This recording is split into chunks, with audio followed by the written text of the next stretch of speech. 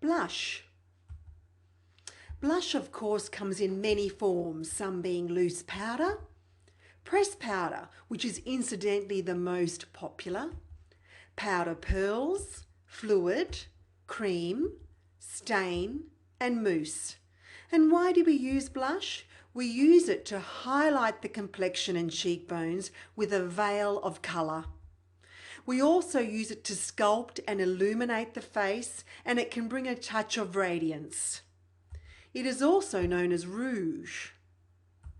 So let's take a look at the application of the powdered blushes that come in loose or pressed forms. Now, to smile or not to smile, I recommend if you need to smile, keep it at a minimal grin. Now, if you do smile when you put your blush on, you sometimes can hit the wrong spot and it can look a bit too low on your face.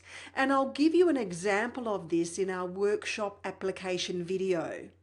So make sure you keep a lookout for that. So let's get back to the application. To ensure that you don't go too strong with colour and to give a really subtle effect, you can always diffuse your colour by mixing it with a little face powder. Make sure that you shake off any excess colour from your blusher brush, and remember it's always easier to add more if you need it. Once you've put on too much, it's harder to take it off. So keep that in mind. Remember also the first place that the blusher brush touches, this will give you the most colour. So, using a blusher brush, very important.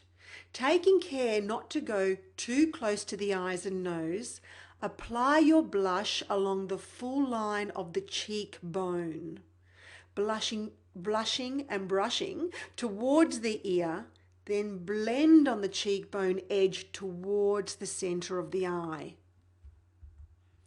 A little blush can also be used on the temples and incorporated into the eye makeup. And I'm going to show that tip to you in, again, the workshop application video. It really can make all the difference to your eye makeup. Now, another note, I know I've said it before, but I'll say it again. The little brush that comes with some of our pressed powdered blushes aren't really suitable for you to get the best application of your blush on your complexion. So make sure that you use a proper blusher brush when you're applying your powdered blushes. Now, the application of cream, stains, fluid, mousse formulas. They are really moisture rich and provide a lasting colour on natural skin for a healthy, glowing complexion.